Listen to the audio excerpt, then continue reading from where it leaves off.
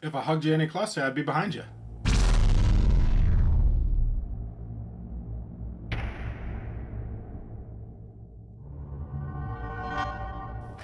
Hey everybody. So my intro thing, if you know about the Marx Brothers, you might know that joke.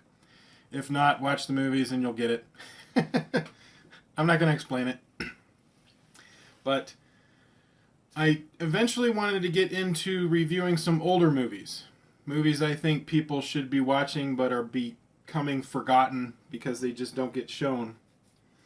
And so I'm doing a bonus video today because I ran across this on YouTube and wanted to share it. And it's about the Marx Brothers, one of my favorite comedy teams.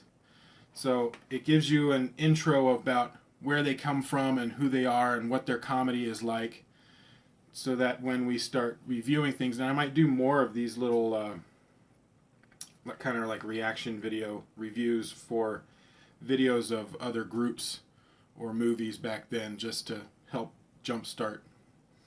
And then I've got movies that my dad requested for me to review, and we're going to do those. So let's watch this one. It's on the Marx Brothers. Our next legends of comedy are the Marx Brothers, who grew up together in turn-of-the-century New York City. It was their mother, Minnie, who encouraged the boys to try their luck in vaudeville as a musical act. As time went by, the music gave way to mayhem as the brothers developed their own outrageous and contagious kind of comedy. In 1924, they became the toast of Broadway, thanks to their own sensational show, I'll Say She Is. Here's a sample.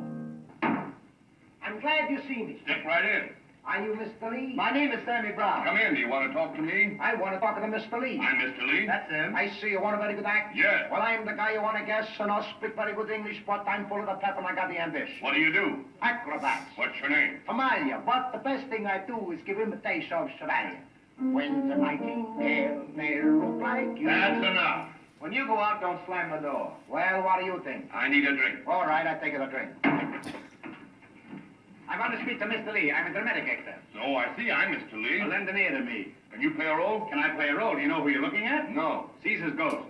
I play any kind of a role. You will? Now eat it up like that. I played a part in Ben-Hur once. What part did you play, sir? A girl, she played the part of Ben. And you? I played her.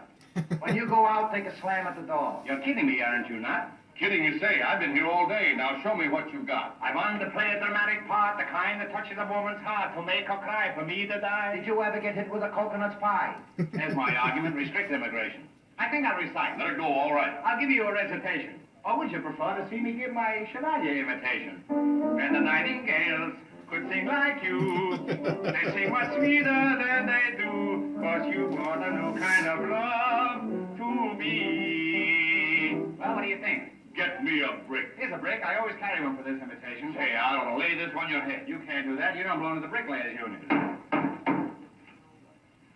Harpo!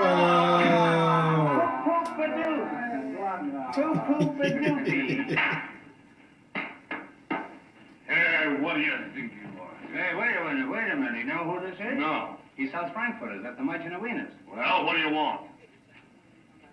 My name is What Do You Care? My home is anywhere. People say I'm awful dumb, so I thought to you I'd come. Say, listen, what is Now, just a moment. Wait a minute. He might be crazy. Wait, I'll find out. You want to go on the stage? Crazy.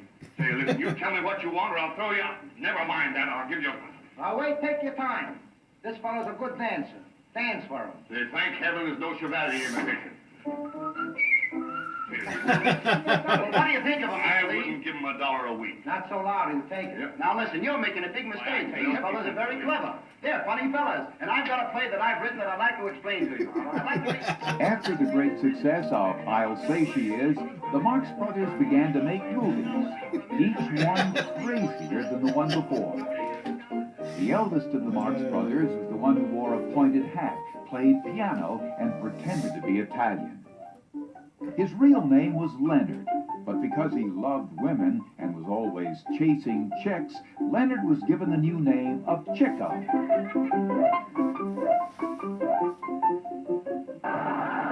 The second eldest son was born Adolf, but soon changed his name to Arthur. As a young man, he was given a harp, which he taught himself to play, incorrectly it turns out.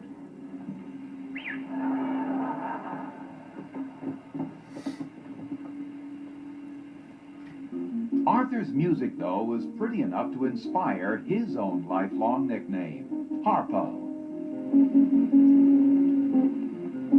Although he could talk, Harpo spoke not a word in the Marx Brothers movies. Instead, he said all he wanted through body language, pantomime, and sight gags. Scram, blow!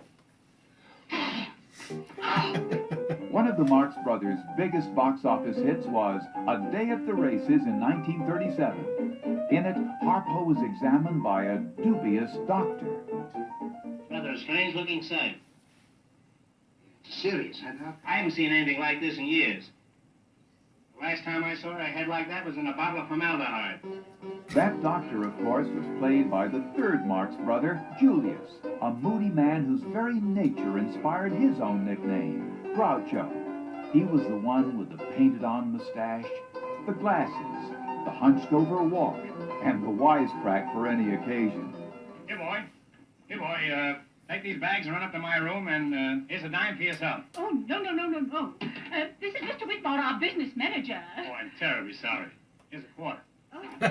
Groucho Marx was a firm believer in letting the air out of any and all pomposity. He made fun of absolutely everything, especially authority figures like cops. You live here all alone? Yes, just me and my memories. I'm practically a hermit. Oh, a hermit. I noticed the table's set for 4. That's nothing. My alarm clock is set for 8. Groucho was always ready on the spot with an insult for everybody. He certainly had an unusual way of wooing women. Why, I've never been so insulted in my life. Well, it's early yet. $9.40? This is an outrage. If I were you, I wouldn't pay it. Oh, hold me closer. Closer. I'll hold you any closer, I'll be in back of you. Groucho always seemed to Well, I guess my specialize joke in just got playing men explained. of questionable credentials. Tell me, Dr. Hackenbush, just what was your medical background? Medically? Yes. Well, at the age of 15, I got a job in a drugstore filling prescriptions. Don't you have to be 21 to fill prescriptions? Well, that's for grown-ups. I just fill them for children. May I have an okay on this, please? I'm too busy right now. I'll tell you what, I'll put the O on now and come back later for the K. Of all the scenes in all 14 Marx Brothers movies, one remains the favorite of fans and critics alike. It's the stateroom scene from A Night at the Opera. It's a great scene. Yes? We've come to make up your room.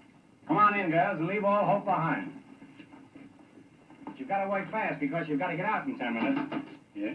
Did you want a manicure? No, come on in. I hadn't planned on a manicure, but I think on a journey like this, you ought to have every convenience you can get. I'm the engineer's assistant. You know, I had a premonition you were going to show up. The engineer's right over there in the corner. You can chop your way right through. Why have me in here? Well, you can come in and prowl around if you want to. If she isn't in here, you can probably find somebody just as good. Well, could I use your phone? Use the phone. I'll lay even money you can't get in the room. I came to mop up. Just the woman I'm looking for. Come right ahead. You'll have to start on the ceiling. It's the only place that isn't being occupied. Stewart? Ah, come right ahead. Who's lighting all that? Oh, no. You do it.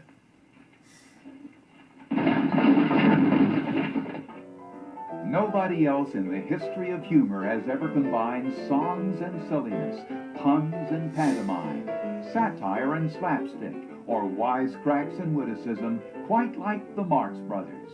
Without a doubt, they are legends of comedy. Yes, they are. So I grew up with the Marx Brothers because my dad loves a lot of old movies. He loves all the old movies. And so for me, it seemed weird when I got into like middle school and high school that most of the people I talked to had no idea who the Marx Brothers were. And that boggled my mind. I'm like, how do you not know who the Marx Brothers are?